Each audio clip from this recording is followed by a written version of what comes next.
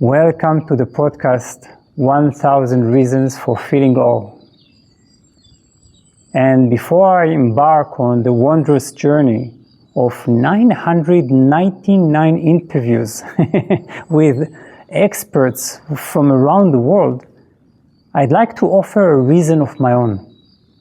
The first reason that will inaugurate the chain of wonderment, this stunning collage that we will gradually form, which is in itself one good reason for feeling awe. When we speak of awe, we always look for specific reasons for feeling it, right? We find these reasons in certain objects in the world, particular phenomena. And indeed, this project is going to focus on many such objects, and for good reasons. Every wondrous object, if given sufficient attention, contains the mystery of the universe as a whole and testifies to the all-pervading presence of wonder. Take, for instance, a jellyfish that can never die. This actually exists. Or alternatively, the fact that we still have absolutely no idea how humans developed at a certain point the ability to think in such complex ways. But before we are turning our attention to one phenomena in the universe, isn't existence itself a reason for feeling awe? Don't we take for granted the very fact of existence, which is like an unending riddle, a question mark that never leads or can never lead to a final, satisfying answer? As humanity, well, we've written billions of books. We've developed millions of theories. We have universities, research labs. We have inconceivable technologies produced on the basis of identifiable cosmic laws and planetary substances.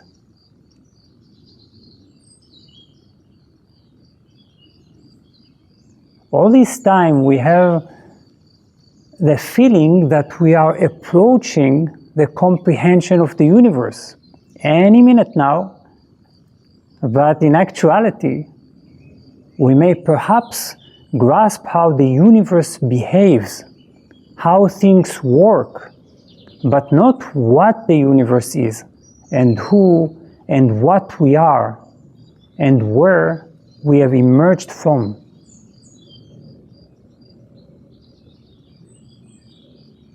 Presently, our scientific paradigm is content with this, well, odd perception of a random and causeless evolution.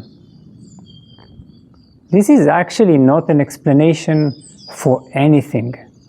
At best, it is a completely dissatisfying description. Even our wonderful religions and mystical approaches haven't managed to dispel this mystery.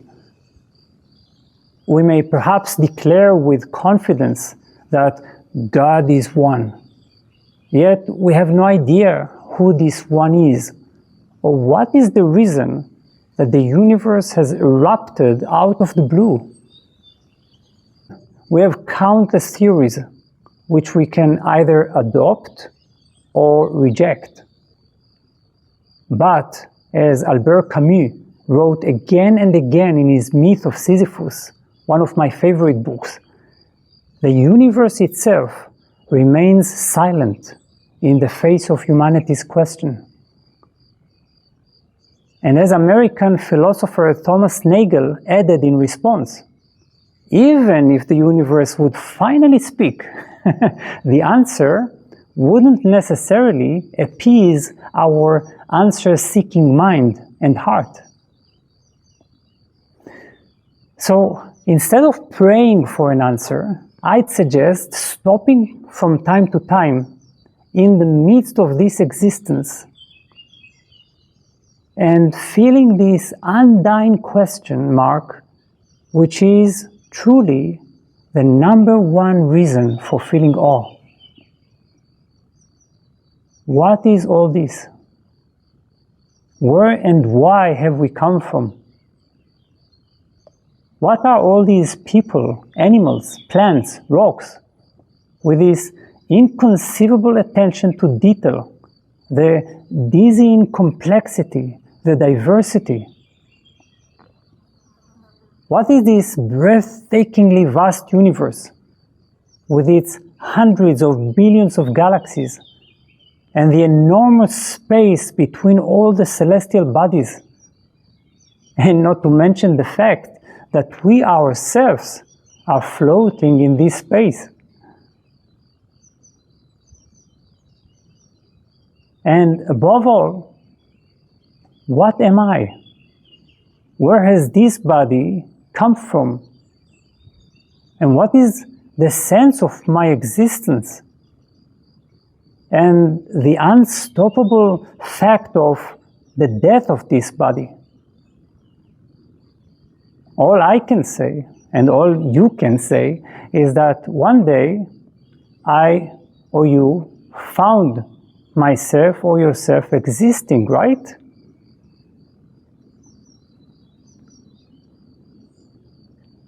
Too often we get caught up in human-made answers, meanings, and purposes we've created ourselves. You know that even in positive psychology, where they speak so much about the meaning of life, they claim that there is no point in thinking about the meaning of life, and that we'd better contemplate meaning in life, the way we are going to give meaning to our life. Camus was right. The universe is so silent that it actually functions like a giant canvas on which we're all painting our life and our life's meaning. And because of these thick layers of theories, interpretations, and meanings, the direct and stunning reality of our riddle-like existence, a reality which is even more stunning than the fact of death, can be neglected. So we end up making so much noise that we can hardly hear the most sincere answer to these questions. I'd say that the only sincere answer is, well, I don't know. I have absolutely no idea. This is the moment in which we return to the beginning point. After the billions of books and theories and our self-made meaning and purpose, we're finding ourselves at the point of beginning, as if we've never taken even one step further. This is for me also the authentic starting point of meditation. For some of us, this point, which is the state of pure awe, can fill us with feeling of depression or anxiety. We are afraid of remaining at that point. And for this reason, we've invented so many escape routes, distractions, ways to deny this simple reality. But if we no longer avoid this point, we will discover something extraordinary. We ourselves are the mystery. Our existence is saturated in mystery.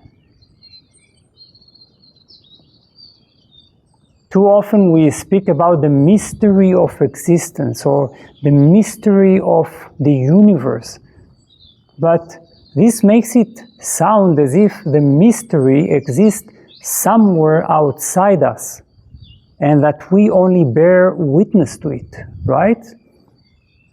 But the mystery is also in the beholder, in the one who is aware of the mystery, you.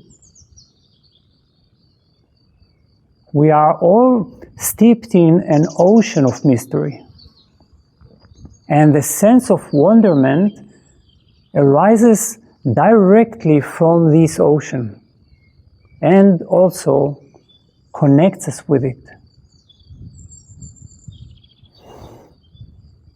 Every now and then our science reveals a certain astounding phenomena, some unknown fact about the physical universe or an unfamiliar species of animals or plants or an expression of human genius. And this phenomena reminds us of the wondrous nature of our existence. But this fact is like a drop, one drop out of the ocean.